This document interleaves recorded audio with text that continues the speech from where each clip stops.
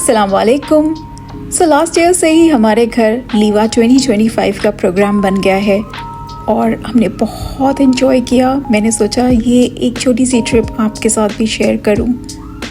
लीवा 2025 Mureeb tunes हमारे घर से तकरीबन 3.5 घंटे दूर है बाय रोड। तो हमने अपनी सारी तैयारी कर ली, सारी पैकिंग कर ली और हम चल दिए।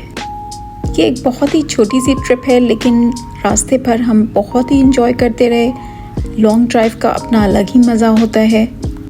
दुबई को जब हमने क्रॉस किया तो हम लास्ट एग्जिट पे पहुँचे। वहाँ पे हमने फिलिंग स्टेशन से पेट्रोल भराया और कुछ स्नैक्स लिए। जो लोग दुबई में रहते हैं उन्हें पता होगा लास्ट एग्जिट बहुत ही खूबसूरती से बनाया गया है, पुरानी चीज़ों को यूटिलाइज करके।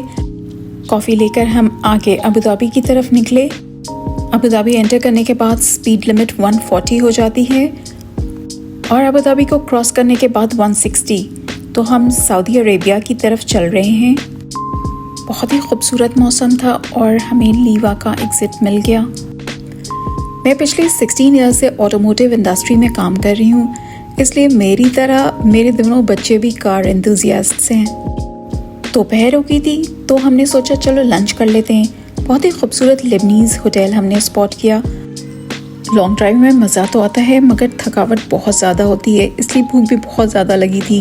तो हमने अपना फेवरेट ग्रिल प्लाटर ऑर्डर किया। हमने कुछ अजीब सी चीज़ स्पॉट की, हमें समझ में नहीं आया ये क्या है, लेकिन पूछने पे पता चला ये कोयल है। कोयल को हिंदी या उर्दू में क्या बोलते हैं मुझे कमेंट सेक्शन में ज़रूर बताइएगा। लैम चॉप्स बहुत ही मज़े के थे। लंच करने के बाद हमने प्रेयर रूम ढूंढा और नमाज़ पढ़ के वापस हम मुरीब ट्यून्स की तरफ चले गए। मौसम बहुत ही खूबसूरत हो रहा था और जिस हिसाब से हमने टाइम एस्टिमेट किया था हम लीवा बिल्कुल ऑन टाइम पहुंच गए। ये हमारा लीवा का फर्स्ट विज़िट था और हम सब पूरी फैमिली बहुत ही एक्साइटेड थे। सबसे पहले हमने अपना सामान उतारा और हम अपने टेंट में शिफ्ट हो गए। ये टेंट हमारे लिए एलोकेट की गई थी। सामान रखने के बाद हम सीधे मुरीब ट्यून्स की तरफ निकले, जहां ऑलरेडी लोग अपनी गाड़ियां चला रहे थे और बहुत ही एक्साइटमेंट हो रही थी। तो हमने भी अपने टायर्स को डिफ्लेट किए। मुझे पहले बहुत डर लग रहा था, लेकिन सबको देख करके एक्साइटमेंट कुछ ज़्यादा ही हो गई और हमने बहुत सारी ट्यून बैशिंग की।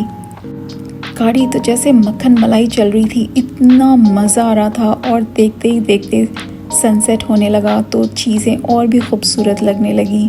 बच्चे बहुत एंजॉय कर रहे थे। इस साल लीवा फेस्टिवल थोड़ा एक्सटेंडेड जनवरी फर्स्ट वीक तक है, तो अगर आप यूएई में हैं तो आपको ज़रूर जाना चाहिए।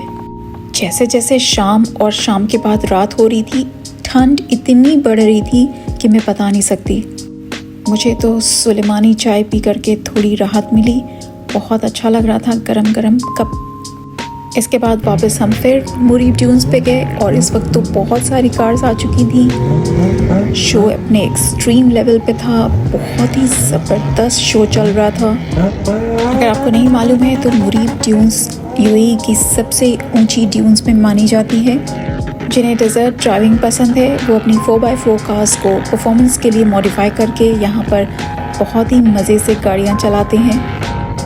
गाड़ियों की इंजन नॉइज़ सुनकर बहुत ही अच्छा लग रहा था, बहुत ही एक्साइटमेंट हो रही थी।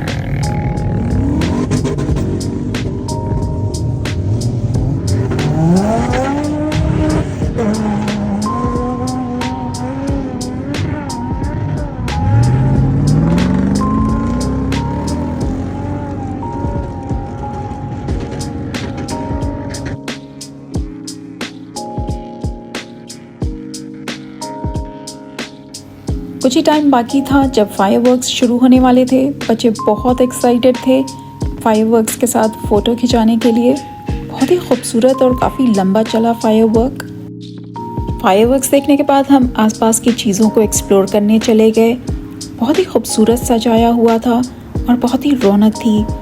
आसपास काफ़ी बाज़ार लगे हुए थे, जिस तरह से एग्जिबिशन लगती है। हमने चिकन मज़बी ऑर्डर किया और बहुत भूख लगी थी, इसलिए हमने खाना खा करके आगे छोटी सी एक जगह थी जहाँ पे बहुत ही अच्छा माहौल था और सेंटर में लोग बॉनफायर कर रहे थे। अगर आप मेरे चैनल को क्लोजली फॉलो करते हैं तो आपको पता होगा कि लुकैमात मेरी यूएई की फेवरेट डिज़र्ट है और मैं बहुत शौक से खाती हूँ। साथ ही मैंने ली चाय। I think by far this was the best luqaimat I have ever had.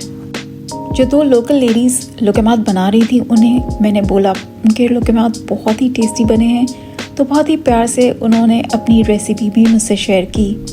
मैंने उसी वक्त डिसाइड कर लिया था घर जा कर के मैं पहले इस रेसिपी को अपलोड करूँगी। तो अभी तक आपने लुकैमात की रेसिपी मेरे चैनल पर नहीं देखी है तो इसे ज़रूर सर्च करके देखें। बिल्कुल ऑथेंटिक रेसिपी है और आपको बहुत पसंद आएगी। तो बस बॉनफायर के किनारे बैठ करके हमने लुकैमात को बहुत मज़े से खाया। दोनों ही लेडीज़ बहुत ही स्वीट और वेल स्पोकन थी। उन्होंने बताया कि वो इंडिया जा चुकी हैं और उन्हें इंडिया बहुत पसंद आया। थोड़ा आगे जाते मैंने कुछ बर्तन देखे तो एज़ यूजुअल मैं देखने लगी, लेकिन वो सभी एल्युमिनियम के थे और काफ़ी बड़े साइज़ के भी थे। बहुत ही मुख्तलिफ तरह तरह के बर्तन भी दिख रहे थे।